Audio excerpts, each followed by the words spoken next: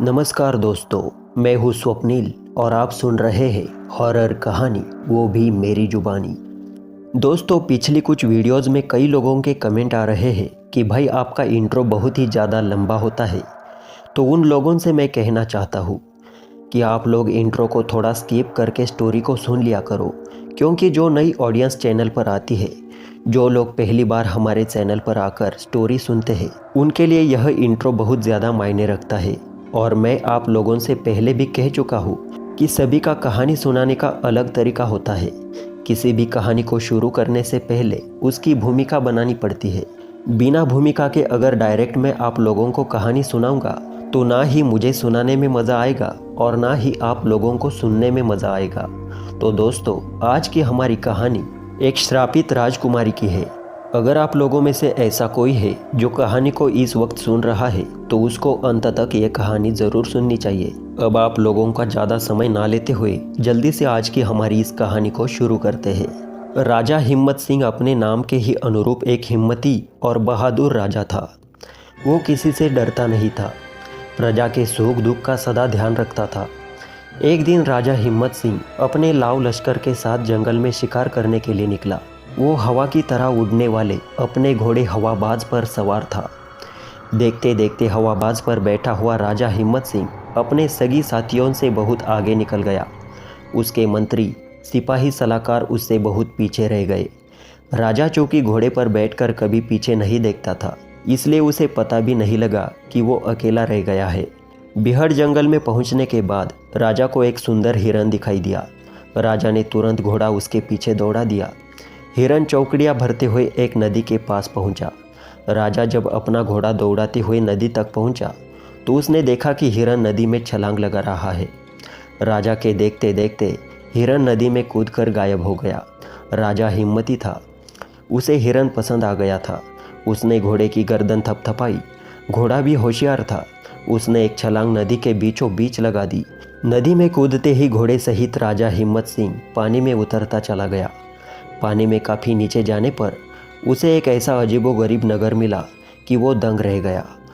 पूरा नगर शीशे का बना हुआ था। रोशनी बिखेरते स्तूप बने थे।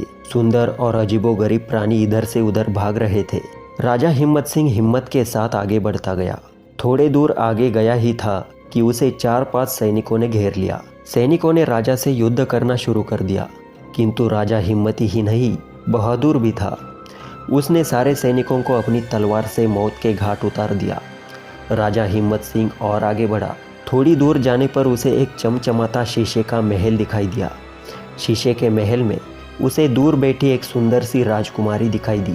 राजा हिम्मत सिंह को देखकर राजकुमारी शीशे के महल के दरवाजे तक आई और आँख से आंसू भरकर बोली, राजा हिम्मत सिंह, तुम सचमुच सिंह की तरह हिम्मती और बहादुर हो, और अब मुझे पूरा भरोसा हो गया है कि तुम नकटे राक्षस को मारकर उसके शाप से मुक्ति मुझे दोगे। राजा ने चकित होकर पूछा, तुम कौन हो? नकटा राक्षस कौन है? उसने तुम्हें कैसा शाप दिया है? राजकुमारी ने कहा, मैं नदी के अंदर शीशे के बने इस शीश नगर की राजकुमारी हेलना हूँ। मेरे पिता इस नगर के राजा थे। वे मेरी शादी किसी राजकुमार से करना चाहते थे। एक दिन यहाँ एक भयंकर राक्षस आया। उसने मेरे पिता से मेरा हाथ मांगा। पिता के इनकार करने पर राक्षस ने उन्हें लड़ने की चुनौती दी। भयंकर युद्ध हुआ। युद्ध से मेरे पिता मारे गए।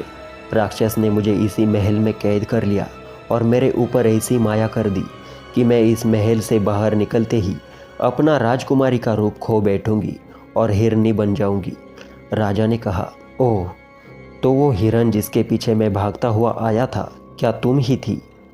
हाँ राजन, राजकुमारी हेलना बोली, तुमने ठीक ही पहचाना। राक्षस के जादू के वश में होने के बाद मैं अक्सर हिरनी बनकर जंगल में निकलती ताकि मुझे कोई बहादुर राजा या राजकुमार मिल जाए और मैं उसकी मदद ले सकूं, किंतु अभी तक मुझे ऐसा बहादुर राजा नहीं मिला था जो मेरे पीछे पीछे नदी में कूद पड़े। तुम जब मेरे पीछे नदी में कूदे तभी मुझे विश्वास हो गया था कि नकटे राक्षस का अंत और मेरे अच्छे दिन नज़दीक आ गए हैं। तुम उसे नकटा राक्षस क्यों कहती हो और वो कहाँ रहता है? हिम्मत सिंह ने पूछा। मेरे पिता की राक्षस के साथ युद्ध में मृत्यु हो गई थी, किंतु मरने से पहले उन्होंने राक्षस की गर्दन उड़ाने के लिए जोर से तलवार चलाई थी। राक्षस ने फुर्ती से अपनी गर्दन तो बचा ली, किंतु उसकी नाक साफ कट गई। तब से मैं उसे नकटा राक्षस ही कहती हूँ। अब वो बड़ा भयानक हो गया है, हेलना ने बताया। वो रहता कहाँ है और कोई उससे कैसे मिलेगा? राजा ने पूछा। राजकुमारी कहने लगी, नदी से बाहर निकलने पर दक्षिण में कई योजन की दूरी एक मलयगिरी नामक पर्वत है। उसी की एक गुफा में वह राक्षस रहता है। उसके पास एक करामाती डंडा भी है, जिसे 3 बार हवा में घुमाकर वो जो कह देता है वो सही हो जाता है। मुझे महल से बाहर निकलते ही हिरन बन जाने का शाप उसने उसी डंडे को घुमा कर दिया था। उस डंडे को वह गुफा के दाहिने कोने में बने गड्ढे में रखता है। बाएं कोने में उसकी तीखी धार वाली तलवार भी रखी रहती है। राजा हिम्मत सिंह ने कहा, राजकुमारी तुम चिंता न करो, मैं तुम्हें राक्षस के शाप से मुक्त करूंगा। तुम मेरा इंतजार करना।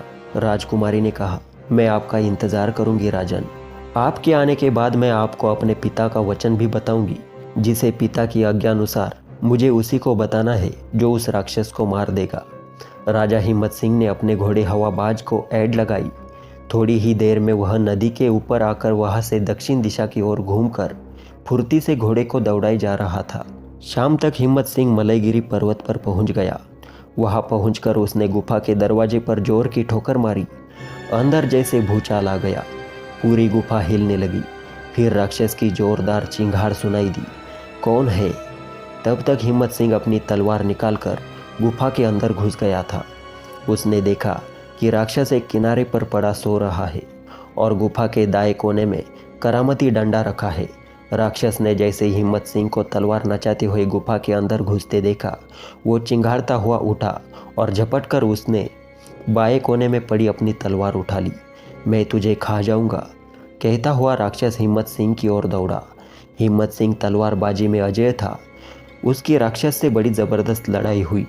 लड़ते लड़ते उसने मौका पाकर गुफा के दाएं कोने में रखा करामती डंडा उठा लिया और उसे 3 बार हवा में घुमाकर कामना की कि राक्षस खत्म हो जाए और राजकुमारी हेलना उसके जादू से मुक्त हो जाए।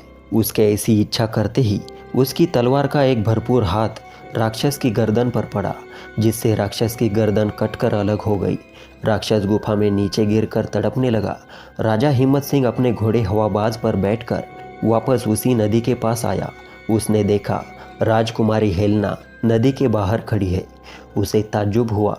जैसे ही आपने राक्षस को खत्म करके मुझे उसके जादू से मुक्त किया, मैं यहाँ अचानक बहुत हल्कापन महसूस करने लगी।